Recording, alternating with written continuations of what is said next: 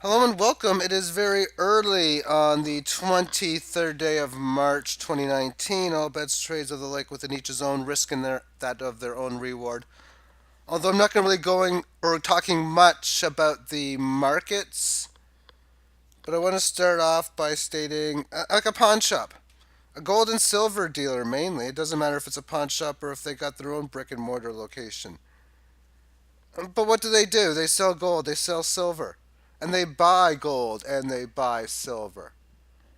So therefore, something like a one silver coin they might sell for 25 and they'll buy it for 20 or whatever their bid ask ratio would be. But they got to wait for someone to actually buy or sell from them. Well, that's exactly how this game is in trading. I mean, I got a situation with NLC2. Buy order 212, sell order 319. Yeah, I missed it the last time. Not only that, but I'm not selling enough. I got more I'd have to actually transfer over to the exchange. Just rather that I'm actually going to wait to go higher. But I got some at 319. I got some at like 334. I'm trading at two levels, both short term and long term. But not until it hits that peak. But in saying such, that's just like having a coin at the store that I'm waiting to sell, and I could go days and days and weeks and months without selling it. And I might not even sell it at all. But if I do, let's just assume I got a coin for $319 that I'm selling, and it goes through. What am I going to have to pay the guy selling it for me? Because that would be exactly it. I'm not working behind that flea market. I'll send you my supply so that you can buy and sell for me. But once it's bought and sold, I'm going to want the other part of it, which is okay. So, yeah, I just sold you this gold coin, this $319 gold coin. Yeah, I got to take my cut. What are you going to take? Well, if it was 1%, I would take three. But I'm going to take less than that. I'm going to take 75 cents. So I'm going to give you $318.25 for that sale. And you'd be thinking if that was a deal. Oh my goodness! I'm gonna as if any consignment type store would take that kind of a fee. And then same thing on the downside. When you buy that, say you asked to buy for 212, and then they're asking for like 30 cents or something, 40, 50 cents. Yeah, not much of a differential. So that's exactly to me how I look at this game. And you know what? I pretty much trade anything. If shit in a can was on the market, oh baby, I'd trade it. As long as it looked like it was a good trade. Now, what would shit in a can actually look like? Question mark. Well, the last time I bought it, it looked something similar to this in here. For the last and only time that I bought what looked very similar to this, although this was a long time ago, it was something like this. Going back to 1989 in the city of Quebec, Quebec City, province of Quebec. And it was at one of those stores just on one of the streets. And I'm surprised it was in English. I'm 95, 98, 99, even 100% sure that it was written in English, which surprised me because when you're in Quebec City, it is extremely hard to not speak French. And in Canadian schools, that's what they teach. Un, deux, trois, quatre, cinq, six, sept, huit, neuf, dix. That's 1 to 10 in French. And I quickly learned Je ne parle pas français, which means I don't speak French. And then hoping someone else would speak English. Although one time when I was in Montreal and I was at their subway, I was asking somebody a question because I was wondering about something. It was nobody else was in it, just me and my friend, and this other person was walking by, and he said, "I don't speak English."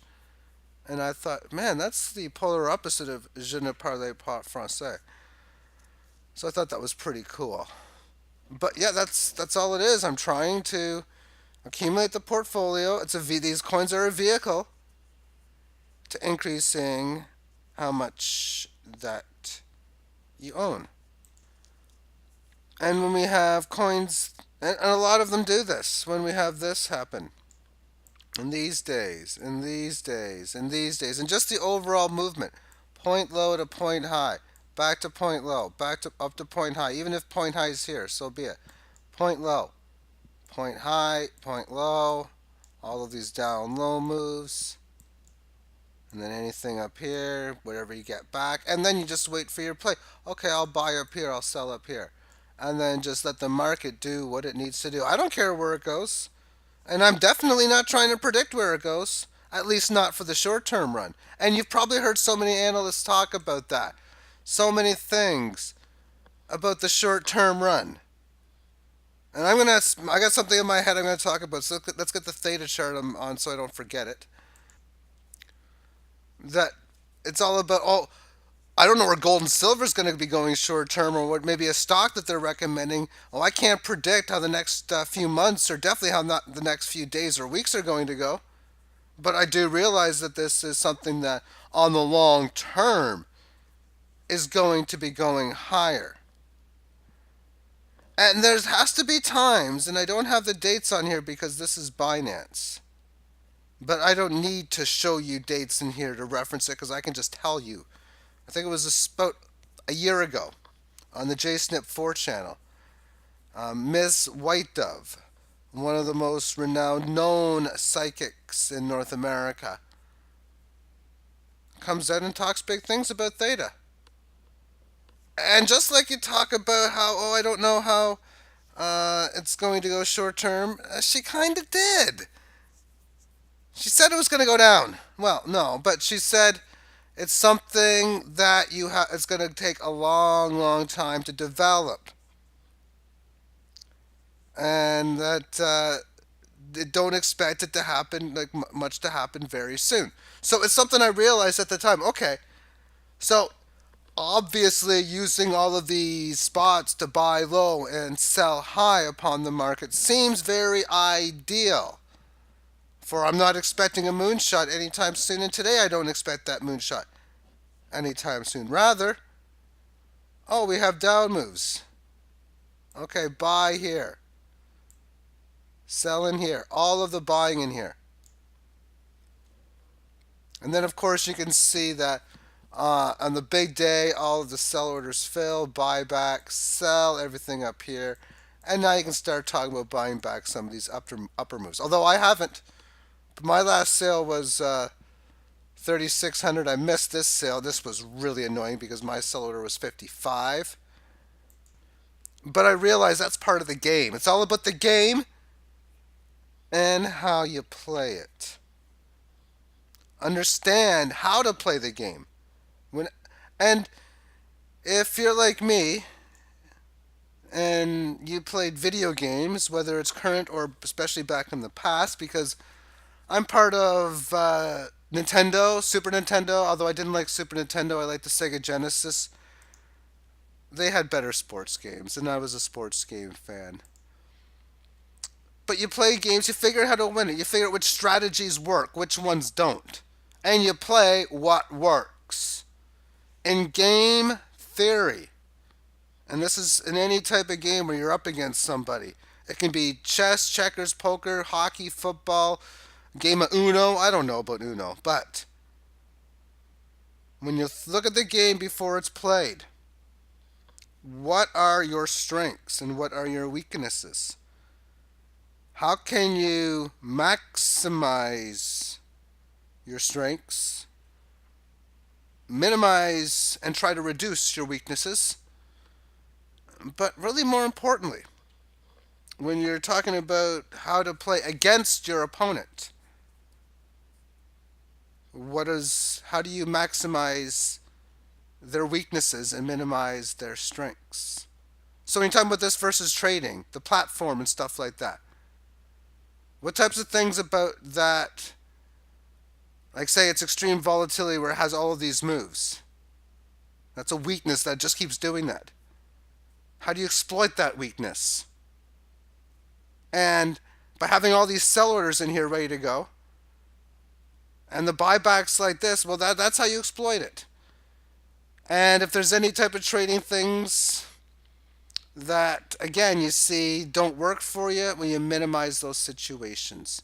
If you're in, say, in an MMA, mixed martial arts, UFC, you notice your opponent, well, if I can get into a situation where I can get my opponent in this type of point, I realize he or she is going to do that, and I can just do this back, and I think I can exploit my opponent by doing such. And well, that's what people and that's what humans do in all that of game theory. So understand the game of crypto trading, how it works, how you, as a trader, can manage to exploit all of the tendencies of what other people do to your advantage. And really, it's not, I don't like using the word exploit, it's just manufacturing, manifesting it so that you have those moves, those gains that come into play. Understanding when the best times to sell heavy, best times not to sell at all, best times to buy here, and all those things. Place your orders, let everything work. And let the message of, and just let the market do what it needs to do and adjust to what it's doing. For in here, I got my orders ready. It's either we come back down to 5,000, we move back to previous high for a sale, or come back down to where it came from here. And I got all of these buy orders ready to go. And another thing I want to talk about as well, when trading within these markets, when you have the moves where market conditions and prices just end up going straight up. And then you're playing a market. Why did it do that? I pushed the button that shouldn't have done that. And I see why it didn't, but whatever. So say the markets have its big, big, big moves, and then there you go. It's just so super high. It goes way, way, way up. Well, right now I got a buy order. I got a lot of buy orders at the 25, 26, 21, 1800 area. And then I got some at 16 and all the ones down below. And then you get to the point where it's so high, and well, say you're selling up here. I got a buy order here now, maybe, and a buy order here, here, here, here. You just got to take all of these lower ones at some point after a market goes way high. Just remove them. Still, you can write down and remember what happens or what you're going to do if it comes down here, but that's very much long term planning when a market goes up in a major direction after that. And then you just worry about, or not worry, I don't like that word. You concern yourself about what has happened over the more recent time and the more realistic levels and where you want to buy back and such. And then amongst the plays, you're really, have you probably heard the term dollar cost averaging? I like Bitcoin cost averaging, portfolio cost averaging. Your trades, thus, you're going to be buying at an average, you're going to be selling at an average the whole time. And now you're just going to take these Bitcoins in here that weren't orders, maybe delete them. Maybe they were in your hardware wallet the whole time as it was anyway, and you just knew you were going to buy at a certain time. And then you do whatever you want with those Bitcoins. Especially when you get to the points where if these are going up, maybe you have a spot where Bitcoin's going up and it's just time to profit take. So you take a percentage of your cryptocurrencies, and most certainly this can be definitely part of that within the example. Thank you for tuning in. It's just a whatever ramble. I want to talk about shit in a coin because I've been meaning to do that for the last 6 weeks. I just wish I could trade it on the market because you know what? It is a good joke product. I mean, all we really did with this was we went into another hotel room. There was a bunch of grade 8. We were in grade 8. So we went to another, from some people, some friends or some other people, and we kind of put that. I don't know if we put that on the sheets or if we put that in different spots. I'm kind of trying to remember. It was kind of funny though.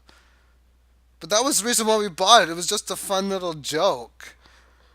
It actually looked pretty legit when we bought it. It was kind of cool actually. I can't remember how many Canadian fiat dollars it cost, but it didn't. I didn't know what fiat dollars meant back then, and it would have been close to 20 years later before I would finally figure out what it was.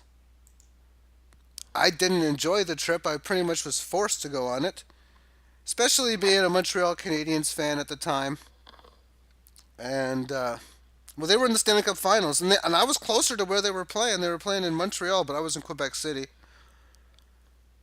And you're watching it on this very, very, very tiny television set in the hotel room. In en français, Alaboo is how they would say they score, which I heard very well because when I was in grade 6, 7, 8, 9, 10, a lot of times I couldn't get the game in English in the regular season. And even for that matter in the first round of the playoffs. I think I don't can't remember what game it was, but I remember I was forced to watch a first round game in French. And, I mean that wasn't cool.